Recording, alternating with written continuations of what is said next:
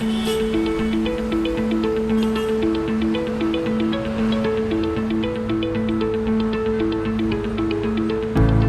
name is Simon Carrington and I'm the founder of Fire Up Ministries.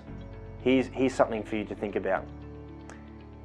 A few years ago when I was a youth minister at my local parish, one of the things myself and the other youth leaders used to do was to go and visit the elderly at retirement homes. There's one particular Sunday I came into to this usual retirement village that we used to visit every month, and I noticed that there was a new elderly couple in the far back right side of the room. I went over and introduced myself to them, and I learnt that the husband's name was Anton, and he's sitting there with his wife, who was just staring down at the floor. She wasn't saying a word. Now I began to talk to Anton a little bit more, and he shared the story of their love, how they met and everything like that. Anton and his wife have been married for 53 years.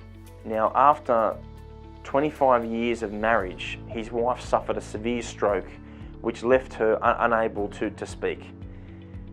I was there, when I was hearing, I couldn't imagine just how painful that must have been for Anton to have not heard for 28 years now his wife even utter one word to him. Now Anton shared with me, he said, look, up until this point, he said, she wasn't able to speak, but she was still able to communicate appreciation and love to me through her eyes. He said she'd hold my hand and look at me intently in the eyes, and that would be able to communicate love to me. He said, but on our 50th wedding anniversary year, only 3 years ago, he said she suffered a stroke far more severe than her first one, which totally took away her intellect and the use of her brain. She now no longer remembered who Anton was. She couldn't say a word, and he said when she looks at me, she looks straight through me. Now I can't even experience the love from her gaze.